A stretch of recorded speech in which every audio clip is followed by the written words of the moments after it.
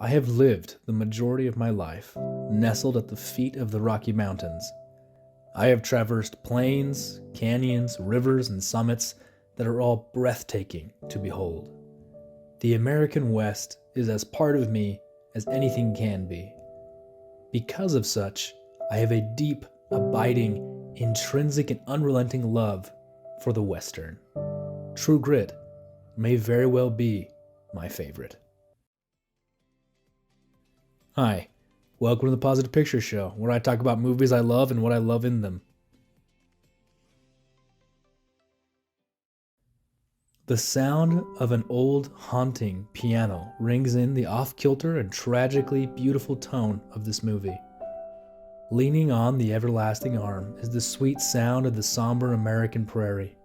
The Coen Brothers have always had an uncanny yet masterful touch on the uniqueness of Americana.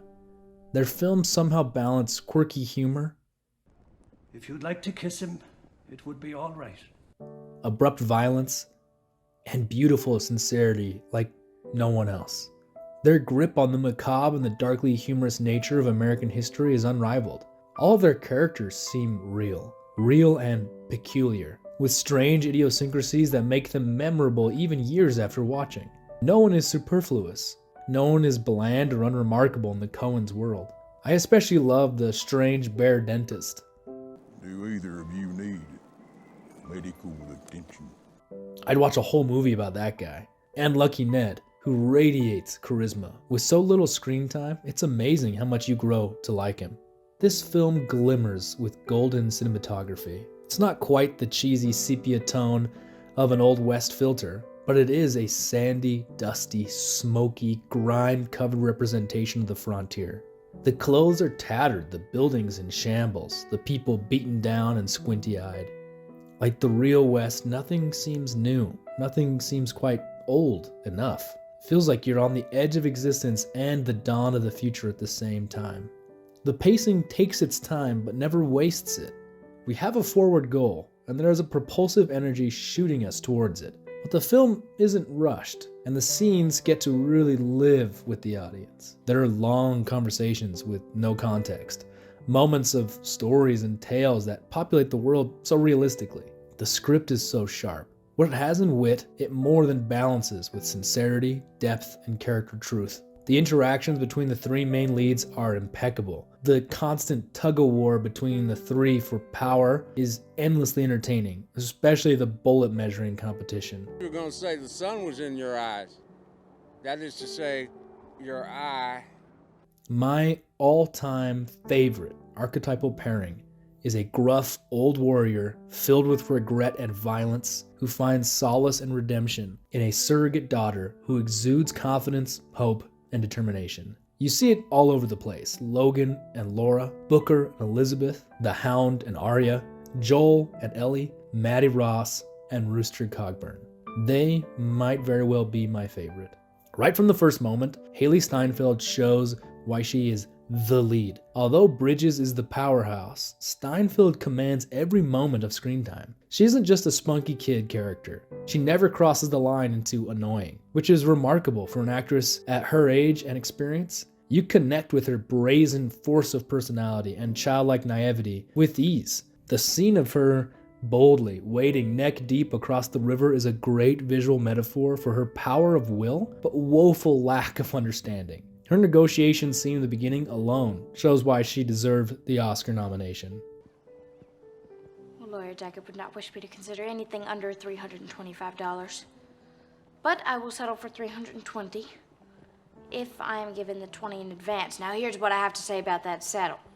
Bridges has a gruff charm that only him and few others could ever pull off. This is a towering performance. Not for a single second do you question that Rooster Cogburn is real. He's rough, and he has lived a long, hard life.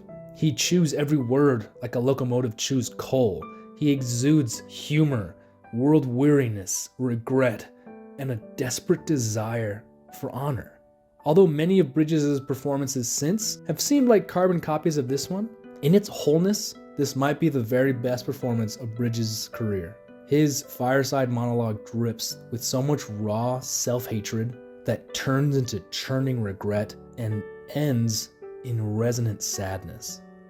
The subtlety of his expression, buried underneath his gravelly pontificating, brings a truly unique performance to the screen. Mr. LaBoeuf, he can wander the Choctaw Nation for as long as he likes. Perhaps the local Indians will take him in and honor his gibberings by making him chief. You, sister, may go where you like. Our engagement is terminated. I'll bow out. He has some of the most quotable exclamations in cowboy history.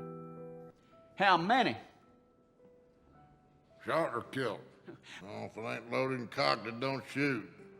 Don't believe in fairy tales or sermons or stories about money, baby sister, but thanks for the cigarette. Do something. Help me. I can do nothing for you, son. You go for a man hard enough and fast enough. You don't have time to think about how many's with him. He thinks about himself. How he might get clear of that wrath that's about to set down on him. Him being one of the decent burial that should have got themselves killed in summer. I'm struck. That LaBoeuf has been shot, trampled, and nearly severed his tongue. Not only does he not cease to talk, but he spills the banks of English. That Chinaman is running them cheap shells on me again. Do what you think is best, Ned. I mean to kill you in 1 minute, Ned. Fill your hand, you son of a bitch! And let's not forget about Damon as the third player in this triad of vengeance. Wow, how he is allowed to be this funny and this absurd is beyond me. LaBoeuf and all of his braggadocio kills me. He is this puffed up cartoon chasing what he thinks is a mastermind criminal but is actually just a simpleton. His accent, though ridiculous, rides that line perfectly between over the top and just realistic enough. Bibb's family put out a reward. Adios! Every tall tale, everything about his fringed jacket and sideburns is just perfect. He screams poser in every instance. The juxtaposition between flouncy wannabe LaBoeuf and self-loathing veteran Cogburn works in every moment. There's something about the violence of this movie. I saw it in theaters when I was a teen and was shocked that it was PG-13. It's brutal in its outbursts, but not sensational.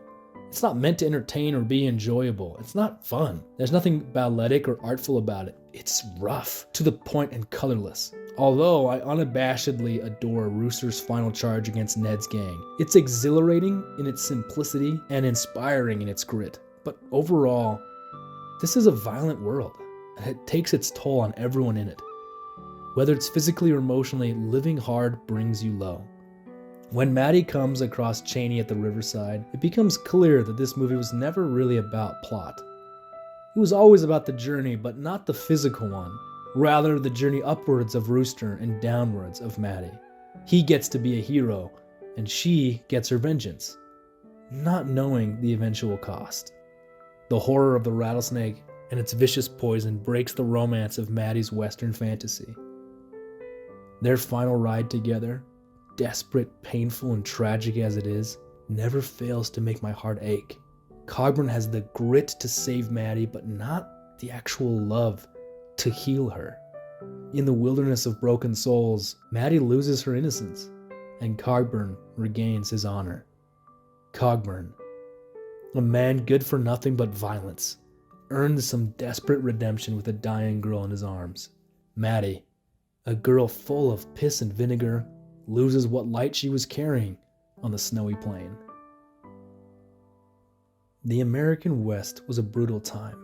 The fields and forests are drenched in centuries of blood.